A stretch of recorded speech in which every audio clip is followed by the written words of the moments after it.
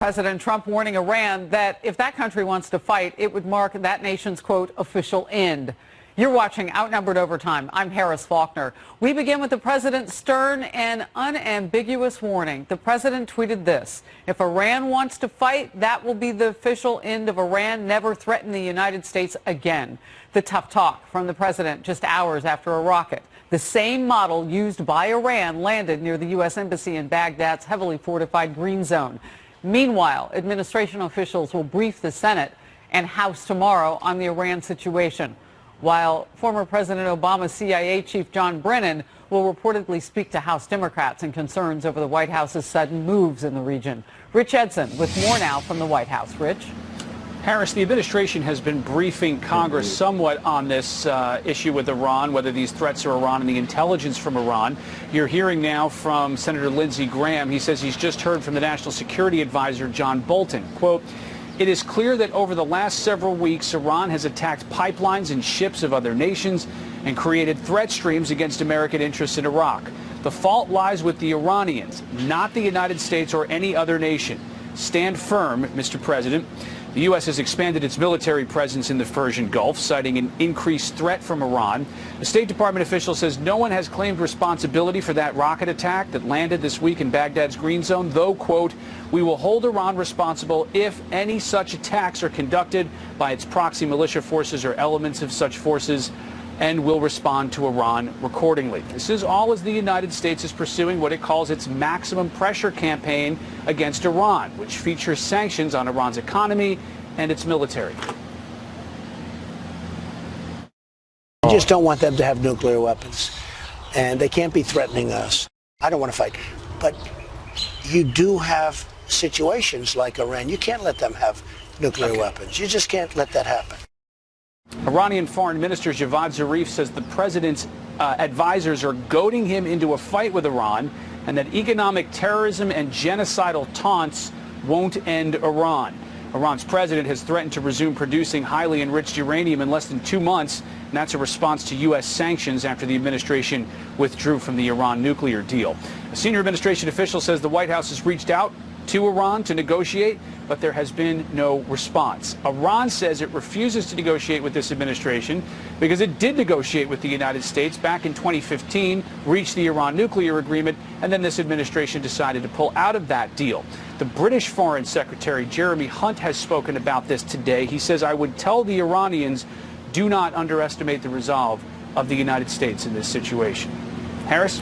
Rich Edson, thank you very much. My next guest will be at tomorrow's Iran briefing for House members. Republican Lee Zeldin of New York sits on the House Foreign Affairs Committee. And I know it is critical that you learn as much as you can, because Iran is certainly being very vocal. And having that piece of equipment hit just outside the U.S. Embassy has left what on the conversations now? What impact? We want to know what the latest intelligence is from the administration as it relates to that rocket attack. But with regards to anything the administration can fill us in on intelligence, on threats that exist that we might need to be prepared to act on, because Congress has an Article 1 duty as it relates to military conflict with regards to funding our military and taking care of our veterans once they come home. And we also, it's good to have the administration come in and be able to answer our questions. So on top of what they brief us, there might be some other aspects that we want to ask some follow-up on. What have you made of in the last few days, Congressman Zeldin, about the shift in tone from the White House on this? Well, just like when we had the situation in 2017 with the North Koreans, and President Trump took heat because he said that if Kim Jong-un was to attack the United States, that he would be met with fire and fury. I remember. The fact is, whether it's Iran or North Korea or anyone else, if you attack the United States, you will be met with fire and fury. But if you know President Trump, you know that he is someone who looks at military conflict as the last possible option. He doesn't want to have a military conflict, but it could be an effective deterrent to be prepared for it and to show a willingness to use it if necessary. And you've talked personally with the president about some of these issues, or will tomorrow be the first time? Well, yeah, I've had multiple conversations with President Trump about foreign policy and Iran, North Korea, and elsewhere. He is very engaging with Congress, something that President Obama took heat from Congress. Both Republicans and Democrats criticized that there wasn't enough of an exchange of ideas directly with President Obama. But President Trump, on the other hand, he'll have, whether it's morning, noon, or night, He calls members on the phone. He invites them over for dinner. He'll meet with them in the Oval Office, and he likes hearing from diverse members of Congress, Republicans and Democrats, to help inform his decisions. Well, as much as he communicates with all of you, he sometimes takes criticism for communicating with the rest of the world on Twitter, as we all well know. So Senator Mazie Hirono of Hawaii went after President Trump's Iran threat earlier today. Watch. If the president thinks that he can resolve all these problems by military might, he's so wrong. It's something that Secretary Mattis said, we need a diplomatic resolution to all these conflicts. And so this is the president, once again, just thumping his chest and acting like he is the dictator that I think he wants to be. So I see you shaking your head. It's a bad faith argument that's being made. Senator Hirono knows better. President Trump looks at, we have 4 instruments of national power primarily. We call it the DIME principle: diplomacy, information, military, and economics. There are people who believe that multilateral, bilateral diplomacy, economic pressure, and information campaign are all more effective when there's a military option on the table. That doesn't mean that we want to use it. President Trump does not want to have a military conflict with Iran, period. But meanwhile, while Senator Hirono is going after her own president, why not go after Zarif, who over in Iran is on his Twitter account saying that we should be respecting the Iranians and we should not be dealing with any threats, where that is a mouthpiece for a terrorist regime where they call us the great Satan, pledge death to America in their parliament. Why not go after them? It's an excellent on the point. same team. I do want to ask this, though, because the National Security Advisor, John Bolton, is one who has talked tough on Iran before working with this particular White House. And we know some of the things he said because he used to be a contributor here at Fox News. Are you concerned at all about that being part of the president's policy? Because it is something that gets a great deal of criticism. He is much more hawkish on Iran. Right, but at the end of the day, President Trump is the commander-in-chief. He's the president of the United 100%. States. He makes the decision. Ambassador Bolton is someone who knows that and respects that. I will say that it's great to have, it's fantastic to have John Bolton in that room because he's someone off the top of his head. If he needed to, he can write a 2,500-page encyclopedia about Iran. Yes, he could. I mean, he is the subject matter expert on political, economical, on economic, on socioeconomic, on military, on all these different dynamics to help inform the president's decision, just like Secretary Pompeo and other people in the administration. So that's good. It's just a line of questioning, though, that goes to who does the president really listen to, because that's part of the criticism today. But tomorrow he'll be listening to you. And many people on the Hill. Last comment? Yeah, and he listens to everyone. Listen, he'll have a conversation with Rand Paul, just like he'll have a conversation with John Bolton and Mike Pompeo and others. And at the end of the day, he's going to make the decision. He's a president who'll be ready to protect America, and Iran needs to know that the president will do that if necessary, but doesn't want war. Well, I know it's Armed Forces Week. We have a lot going on this week. Thank you for Thank you for your family service. Thank you. Good to see you. You too. Fox News Alert. House Democrats growing increasingly frustrated as their investigations into President Trump continue to stall. It now appears special counsel Robert Mueller is not likely to testify, maybe not until at least June, if at all, as discussions continue. And the chances of former White House counsel Don McGahn testifying before tomorrow's deadline appear to be slim as the White House pushes back against the congressional investigations. Chief Intelligence Correspondent Catherine Herridge, live in Washington with the latest on this. Catherine? Thanks, Harrison. Good afternoon. The Democrats say negotiations continue for Robert Mueller's testimony. And in this case, there is bipartisan agreement with the Democratic House Judiciary Chairman Jerry Nadler and the ranking Republican Doug Collins seeking Mueller's appearance. While Nadler is focused on obstruction allegations against the president and Mueller's apparent disagreement with Attorney General William Barr over the report's handling, Collins wants more clarity on when Mueller knew the Russia collusion allegations were thin. Based on our reporting here at Fox, former FBI lawyer Lisa Page and FBI Director James Comey told House investigators in private interviews that coordination between the Trump campaign and Russia was still unproven by May 2017, when special counsel Mueller was appointed. And the surveillance warrant for Trump campaign aid was not renewed in September 2017, and that is seen as another indicator the collusion allegations were washing out. When did he actually come to the conclusion that there was no obstruction? When did he actually decide that there were issues that we didn't look into the dossier more? Former White House counsel Don McGahn is scheduled to testify on the Hill tomorrow, but as you noted, the expectation here is that he will not appear, citing executive privilege issues. 2 weeks ago, the president told Fox in clear terms where he stood. I just want to be clear on Don McGahn. Under what circumstances would you allow him to testify to Congress about the special counsel investigation? Well, I've had him testifying already for 30 hours. So is the answer no? And it's really, so I don't think I can let him and then tell everybody else you can't, because especially him, because he was a counsel. So they've testified for many hours, all of them. Many people. So as far as you're concerned, it's really, it's kind of done. I can't say, well, one can and the others can't. Okay, so is it done? I would say it's done. If McGahn does show tomorrow or does not show tomorrow, House Democrats face a choice to hold him in contempt, issue more subpoenas, or wait and regroup after the Congressional Memorial Day recess. So that means key testimony from McGahn and Mueller wouldn't happen until June at the earliest, Harris. Catherine, thank you very much. You're welcome. Federal officials are now issuing an ultimatum to Seattle officials as that city is trying to block ICE agents from using a local airport to deport illegal immigrants.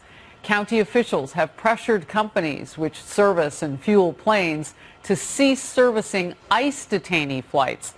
But the feds say they are breaking the law in Seattle. Dan Springer now there in Seattle with the latest on this. So is this like a sanctuary airport situation? I guess you could call it that, Harris. The U.S. Department of Transportation has basically threatened to withhold millions of dollars in federal grants unless county officials back down on their policy to basically tell ICE they can no longer use this airport to deport detainees. 34,000 illegal immigrants have been deported through this small King County airport over the last decade.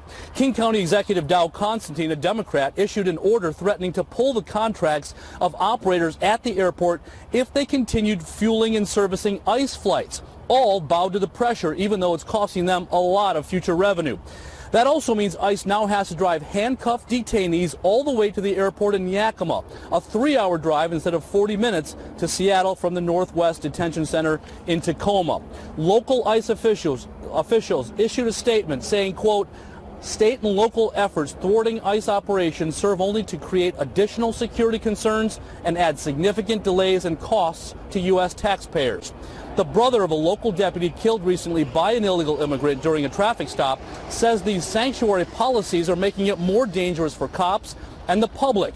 ICE says it has used the King County Airport to deport human traffickers, rapists, and several murderers. Local radio host Dory Monson blasted Dow Constantine. We're a region that talks about diversity and equity and inclusion all the time, but has no problem discriminating against the federal government for simply enforcing our immigration laws in this country. It really is exemplary of just how crazy this region has gotten.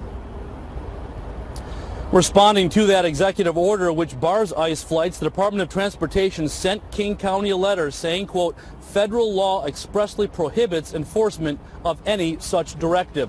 The county airport has received $21 million in federal grants over the last 7 years. Now, one stipulation of those grants, the federal government and federal agencies must have access to this airport. Harris? Dan Springer, thank you very much. A big surprise and a huge relief for a group of college graduates, the Act of Kindness, which had students at Morehouse College in Atlanta, Georgia, celebrating. And Democratic presidential hopeful Pete Buttigieg making headlines at a Fox News town hall last night and hoping to get a boost in the polls.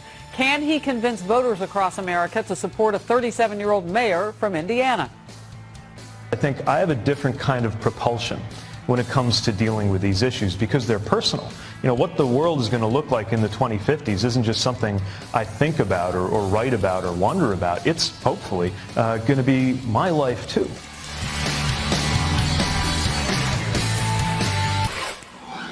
Police say an 8-year-old Fort Worth, Texas girl has been found safe after being kidnapped in broad daylight while walking with her mother. Shocking surveillance video shows the moment Salem Sabatica was abducted Saturday. A man inside that car snatched her. Officers say her mom, who you can see here, fought to save her daughter but was thrown from the vehicle. Nearly 8 hours later, they found the little girl. Two church members of, like I said, of a local church here went out, saw the vehicle, called it in, called Fort Worth police. They're our heroes tonight, I'll tell you that. Oh, he teared up. Authorities say the girl was found at a hotel in Fort Worth suburb of Forest Hill and that the suspect is now in custody. I think that the thing that would really put an end not just to this presidency, but to the divisiveness, to the corruption, to the behavior, and to the cover that congressional Republicans, many of whom you can just tell know better, but they're giving it cover because they think they have to politically. The best way, in my view, to change that equation is for there to be an enormous defeat for this president and what he represents at the ballot box.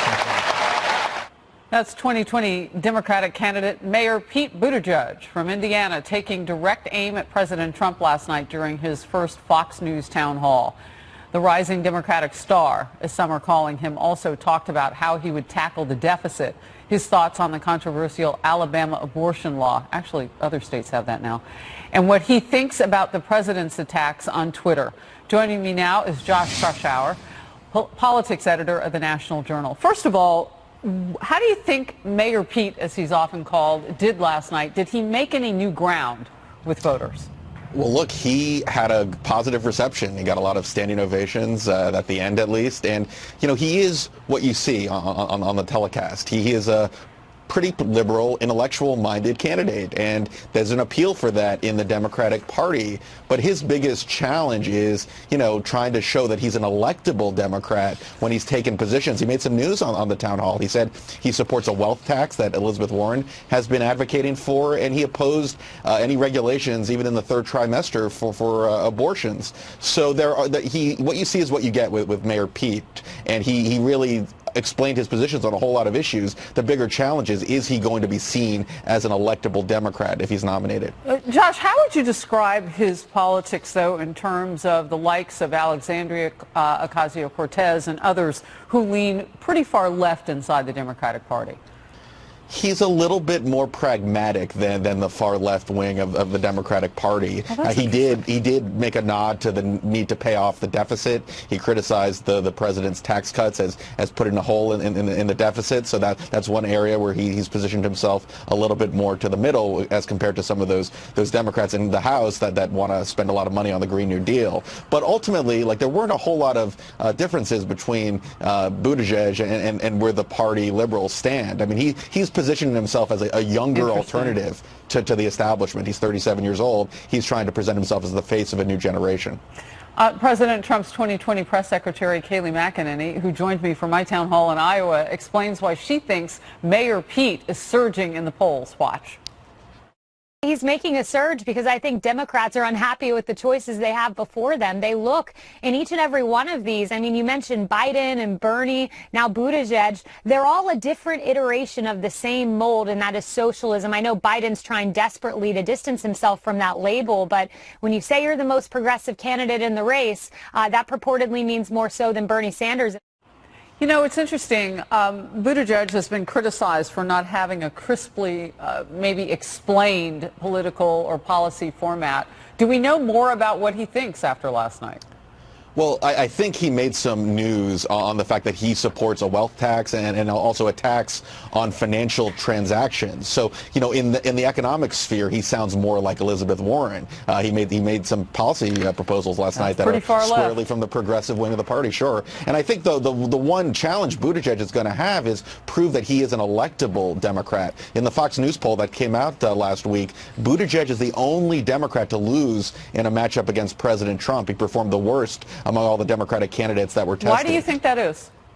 Well, look, I think there's some benefit in the Democratic primary to be the candidate of the left, to be young, but there are a lot of Democratic voters that are older, and there are a lot of swing voters in the Midwest that are not quite as progressive as Pete Buttigieg. So I think there is going to be a hurdle he's going to have to overcome to show that if he is the nominee, he can win over those voters that defected to the president in the last election. Yeah, I mean, look at the two top men when you do any kind of polling right now, Biden and Bernie Sanders. I mean, that's decidedly very different in those categories that you spoke of in terms of demographics with Pete Buttigieg. Before I let you go, you know, I have read that you have looked at this and also said that getting a certain group of compartmentalized voters, like minority voters, I don't know if this includes women or what, has been a challenge for Buttigieg. Why is that? Well, I think it's the African-American vote that is going to be a big hurdle for Buttigieg to win over. The Fox poll showed him getting less than 1% of African-Americans in the Democratic Party. And there's a real, I mean, they like Biden, but he's doing remarkably poorly with that group. And I think his weakest answer last night was explaining what he would do for African American voters and what he has done. Well, what would he do? Mayor. Well, he said that he needs to work more on, hiring more staff and really focusing on representing non-white voters, but he did not offer any specifics. He didn't offer any policy proposals, and I think that's what a lot of the African-American voters want to hear from Mayor Pete. Yeah, that's tough if you're going to go up against somebody like President Trump, who's got prison reform under his belt at this point. Josh, always great to see you. Thank you very much. Thanks, A Harris. stunning act of kindness. A billionaire investor told a graduating class that he will pay off all of their student loans to the reported tune of $40 million. One of those students who was facing decades of paying off a couple $100,000 joins me next. In future federal funding on the line, the feds are warning Washington state officials now against blocking ICE agents from using a local airport to deport illegal immigrants. ICE has used Seattle's Boeing Field to deport 34,000 people in the past 8 years. Now city officials want to stop them from doing that. Joining me now is Alfonso Aguilar, president of the Latino Partnership for Conservative Principles and former chief of the U.S. Office of Citizenship under President George W. Bush. Good to see you today. Does this mean that the airport is somewhat of a sanctuary jurisdiction?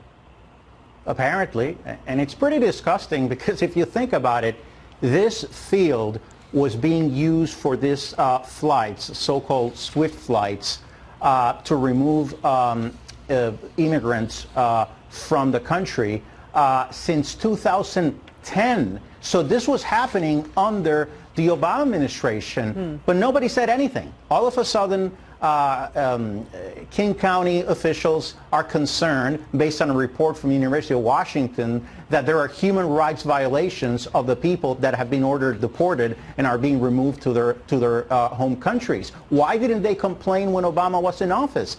Clearly, President Trump is in office. They want to use immigration as a political issue, and that's why they're making this an issue. These people are treated with respect, in a dignified way. And let me say, the majority of them, the majority of people being removed, 34,000 since 2010, are people that have criminal records. We don't want them in the country. So I just don't understand their position. So what happens with these people? Because this isn't just the facility there in Seattle, this Boeing facility. It's not just about blocking ICE there. If this argument has to do with human rights, if it's a human rights issue, that means that they won't be leaving? What happens? Well, I guess ICE will need to find another facility, to another airport somewhere around that area to remove those individuals. But you anticipate that those deportations will continue? Oh, absolutely. You're going to find states that are willing to collaborate with federal authorities. But we're seeing a new front in this fight against President Trump to not collaborate, new ways of not collaborating with the federal government. Again, these are people, the majority of them are people that have criminal records. We're trying to remove them. They have a responsibility to collaborate with the federal government. I think the federal government could decide to withdraw federal funding for infrastructure or for justice programs. But let me say one thing. This airport was built, ironically, by the federal government. It was transferred to the county under an arrangement that said that the federal government could continue using the airport. So they're not meeting their commitment under this agreement with the federal government. Well, and if anybody has a doubt that this president wouldn't rip away some funding at the federal level, take a look at California and the reported mismanagement of funds with that huge rail system, and now they won't be getting those federal dollars. I know the issues are different, but his ability and compunction to do it is on display. But if you think about it, this is about individuals that have already been ordered, deported by a court. They're in a plane. The state doesn't have to go.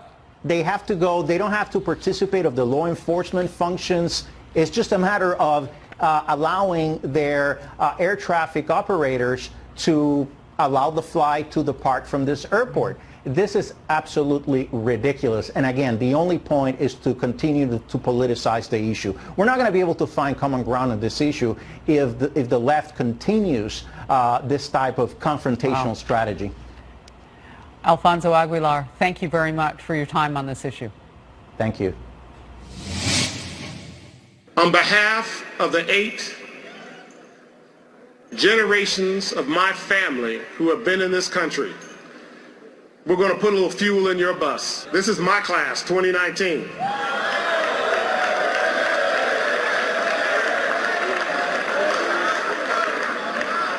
And my family is making a grant to eliminate their student loans. We're going to put a little fuel in your bus. A graduation speaker they will never forget. Billionaire technology investor Robert F. Smith stunned the entire graduating class of 2019 at Morehouse College in Atlanta when he announced that he would pay off their student loans. The estimate from him, $40 million. Jonathan Seri with the news from Atlanta. Jonathan? And that kind of money could buy a lot of fuel for a bus, Harris. The billionaire's gift expected to go into the tens of millions of dollars. And it comes with a challenge. Take a listen. Because we are enough to take care of our own community. We are enough to ensure we have all the opportunities of the American dream. And we will show it to each other through our actions and through our words and through our deeds. Robert Smith calling on alumni and soon-to-be alumni to pay it forward. His announcement was greeted by instant cheers from some students, but others had to double-check to make sure they were hearing things correctly. Listen.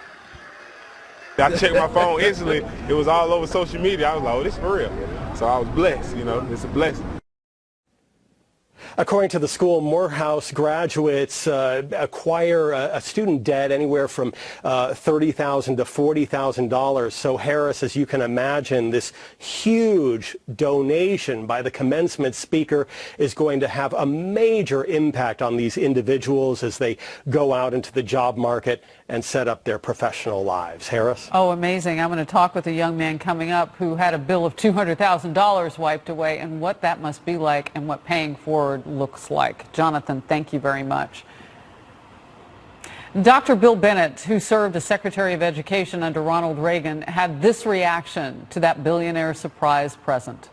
It's a tremendous act of generosity, private generosity, personal generosity. Yeah, I reacted the same way you did. Imagine some of those students sitting there, okay, this is graduation, I don't have a job yet, I owe $50,000 in student loans, now what do I do? And then this burden is lifted from them. It's a big story. It's the American story. Here's a black man in America. He talks about 8 generations of his family.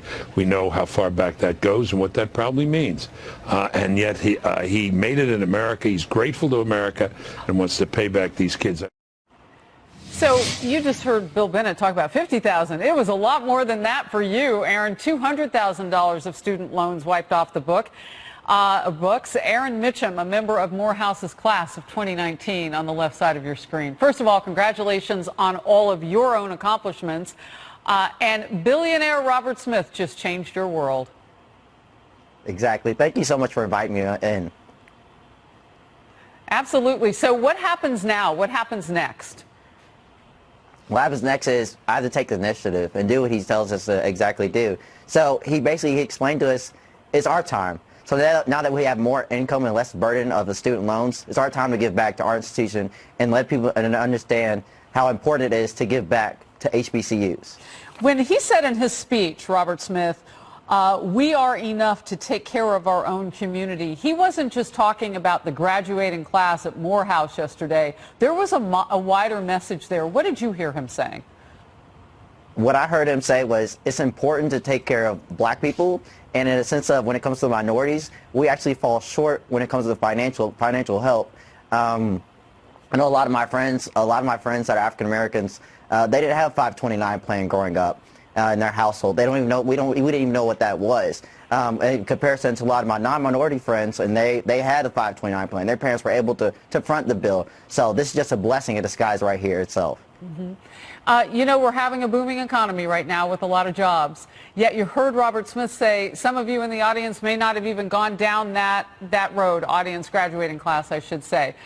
And even if you could get all the jobs in the world, how many years, because I know you did a spreadsheet, how many years would it have taken you to pay off $200,000 in student loans? Right. So since freshman year, I've been working on my Excel spreadsheet because I'm a finance major. I've broken out to about 25 years, and the reason why I did that was so it can be actually just a smaller amount, about $1,000 bucks. It would be about $1,000 a month. So after about a couple more years, exactly, anyway, yeah, it's still a lot, right? Yeah, it's still a lot. So what I was planning was doing was trying to save up some type of money so I can take it and actually invest it in some type of real estate market and be able to flip it and put it towards my loans itself. And that's kind of how what I learned over my previous summers of interning and just the financial knowledge that I know. That was a strategy that I was going to take with my Excel doc. But 25 years of strategy. Yeah. That's a big chunk. Yeah, a lot can happen in exactly. your life over 25 years. Like you might not be able to pay that $1,000 a month if you get married, you have kids, things start to change, Yep. and then that debt gets compounded. You know, you look at someone like Robert Smith and you say that he wants you to pay it forward. What were your classmates talking about as he was saying these words? And I know one student checked his phone to see if it was real on social media. I bet in different ways in terms of checking the facts, but what? Right. So it's actually pretty funny. So when he said it, we were just kind of all looked around. We were like, wait, did he say what I think he said? And tears just started rolling down my eyes, and I jumped up and I screamed and I said, oh my goodness, like, I'm debt free. I'm debt free. And the funny thing about it is, 5 minutes later, my family calls me and they're sitting in the back. They're like, did he say what I think he said? And I'm like, Mom, like, I'm debt free. Thank God. Generationally, having even one member of your family be debt-free from $200,000 changes your entire world. Congratulations to you, Aaron Mitchum, and all the best beyond 2019. Thank you so much. Thank you for inviting me. Absolutely. This next story is really tough, and the video is very hard to watch. There are new severe weather warnings right now being issued across the central United States. We already saw a violent weekend of storms that spawned dozens of tornadoes in at least 3 states. Details in a live report. Stay close.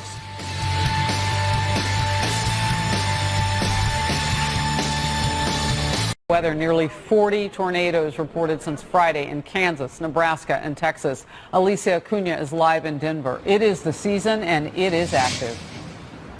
Very active, Harris, exactly. And earlier today, AccuWeather extreme forecaster Reed Timmer said on our air that these severe weather patterns are really setting up for certain parts of the country to see the worst they have seen in years. And this is coming off of, as you mentioned, an already active weekend. Take a look at this video that was posted to Instagram. You can see folks who live in Fort Smith, Arkansas. They went running for cover after sirens blared, warning of a possible tornado. This was on Sunday, and the National Weather Service did confirm a touchdown. There are reports of damage to buildings, and schools are closed today. This is the severe weather outlook put out by the National Weather Service for today. You can see on this map, Oklahoma smack dab in the middle there, spreading out to Kansas and parts of Texas as well. This was Mineola, Kansas over the weekend, where a tornado touched down, flipping a truck and leaving behind a lot of damage. This was part of a storm system that also caused severe winds, hail, and flooding. In Geronimo, Oklahoma, preliminary reports indicate an EF2 tornado touchdown. That's wind speeds of 111 to 135 miles per hour. Walden Simmons and his wife were at home at the time when, without warning, it hit their house, tearing the roof right off. Just right in the middle of that window, standing up. And I tried to get her out, but that's how I hurt my knee. And I tried to tell her not to move because, you know, all that glass and stuff. And I don't know how she kept them. It's a miracle. Lincoln, Nebraska was also part of that first wave of severe weather. This is what a tornado left behind there just yesterday. And in Dallas, thousands of folks were left without power on Saturday after heavy rains brought severe flooding to the area. Harris forecasters say today is expected to be much worse, especially in those central plains. So folks really need to heed those warnings when they hear them from forecasters. Yeah, Harris. we've got heating temperatures in the late part of the day. That always spells trouble. Alicia, Exactly. thank you very much. Joe Biden maintaining a strong lead in the polling, despite some predicting in the party that he would make a major shift to the left. Does this show the Democratic base wants a moderate in the White House? Power Panel slides in next. Ed will talk to a lawmaker who will be at that hearing. Announcing different plans for the evening. The dinner is so boring and so negative that we're going to hold a very positive rally. And we haven't determined. We have about 3 sites. Everybody wants it. It'll be a big one. But the correspondence dinner is too negative. I like positive things. This year's dinner will be held on April 27th. A group of union members. Oops. It's about dinner on April 27th. Siri now has a mild threat for Chicago's leaders if the city wants to continue with its lawsuit attempting to bill Smollett for the amount of overtime investigators work checking out his claim of a hate crime. A letter from attorney Mark Garagos says if the city files a suit, we will demand that you promptly produce for deposition Mayor Rahm Emanuel and Police Superintendent Eddie Johnson. That's in addition to others and all the documentation of the case. The Garagos letter also says your unprecedented attempt to file a civil lawsuit against Mr. Smollett for about policies and about public policy without consulting the law enforcement in this county. If nothing else, Kevin Graham with the FOP hopes that police chiefs can bring enough pressure on Fox that she will prosecute cases more aggressively. Melissa? Thank you for that. Fox News Alert. Attorney General William Barr set to testify before the House Appropriations Committee next week, with lawmakers expected to press him on his decisions regarding the Mueller report. This amid a report that Mueller's own team was split on whether President Trump obstructed justice, and that's why he issued no decision on that. Next, let's bring in Democratic Congressman Matt Cartwright. He is a member of the House panel where Barr will be testifying. Sir, thank you for joining us. What's the first question you would ask him? Melissa, nice to be with you. What people need to realize is that the House Appropriations Committee, on which I serve, funds the entire federal government, and we have to listen to testimony from the executive branch officers who come in and present their proposed budgets and tell us what they want to spend money on and why they want to spend it on that and not other things. And so as part of funding the Justice Department, we have the Attorney General of the United States, the head of the Justice Department, coming in and talking about the President's budget and why this should be funded and why that should be funded and other things shouldn't be funded. So it'll be a very interesting set of questions and answers. Certainly, the Mueller report will come up. I must tell you, I may ask about that, but probably not. Until the actual redacted version of the Mueller report comes out, we're all just kind of stabbing around in the dark about what's going to be left out, what's going to be kept in. I will say this. The House voted unanimously, Democrats and Republicans, that this is a report that ought to be made public so that we can stop speculating about it and stop talking about what this person said might be in it and might not be in it and should be redacted. Let's go through the exercise and see what actually the facts are. That is very sober and rational of you, sir. Do you think that the other folks on your committee feel the same way? I do. In fact, I think you'll get a pretty good consensus that some things may need to be redacted. Like grand jury testimony is supposed to be secret. And if they want to redact that, fine. If there are national security secrets that are in there, they should be redacted. And I do think that probably a more select group of people in the Congress should look at the whole unredacted version, for example, the House Intelligence Committee. And they're used to being entrusted with top secret information, that they're going to honor their commitment to guard top secret information and not reveal it to the public, but also to review the whole thing so that they have the entire facts in context.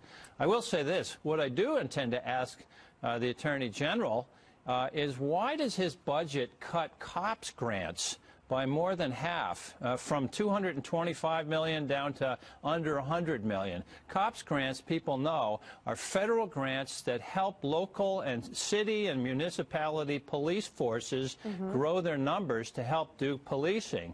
Right here in northeastern Pennsylvania, we have an enterprising and effective mayor. He's a Republican, Jeff Cusatt from Hazleton, and he's first in line. He's told me he wants COPS grants for about 3 more cops to bring his force up to 45 to police the city of about 25,000. And to put that in danger, Attorney General Barr has cut the COPS grant programs in his budget by way more than half. I want to know why. Don't we want to keep our people at home safe? Don't we want to police? We're running out of time. I just want to ask you, do you think it's related to the sanctuary